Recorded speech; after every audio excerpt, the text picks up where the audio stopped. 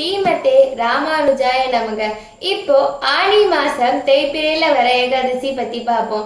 இதுக்கு அபர ஏகாதசின்னு பேர். இந்த விரதத்தை நம்ம இருந்தோம்னா நமக்கு அளவற்ற பலன் கிடைக்கும், உயர்ந்த புகழையும் கொடுக்கும், அனைத்து பாவங்களிலிருந்தும் விடுதலை கிடைக்கும். எந்தெந்த பாவங்கள் என்று ஸ்ரீகிருஷ்ணர் தர்மருக்கே கூறியுள்ளார். உறவினர்களை கொன்றவன், பொய் சாட்சி சொன்னவன், பொய்யான ஜோதிடர், பொய்யான மருத்துவர், கருசிதைவு செய்தவன், பிறர் மனைவியை ஆசைப்பட்டவன், குருவை துன்புறுத்தியவன், இவர்கள் எல்லாம் கொடிய நரகத்திற்கு போவார்கள்.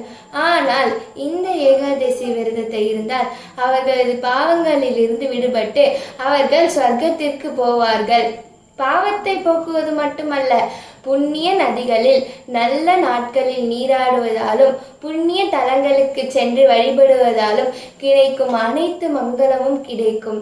அதாவது புஷ்கரம், கங்கையில் நீராடிய புண்ணியம், காசி, பத்ரிகாசிரமம், குருஷேத்திரம், கயா திருத்தலங்களுக்கு சென்ற புண்ணியமும் கிடைக்கும். கன்றோடு பசு, தங்கம், நிலம் தானம் கொடுத்த புண்ணியம் கிடைக்கும்.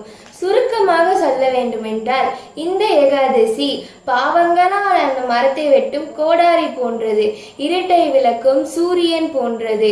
இந்த ஏகாதசி அன்று நாம் விரதம் இருந்து விஷ்ணு பகவானை வழிபட்டால் நமது பாவங்களில் இருந்து விடுபட்டு நாம் விஷ்ணு லோகத்தை அடையலாம். ஹரே கிருஷ்ணா, ஹரே ராமா, ஸ்ரீமதே ராமானுஜாய நமக.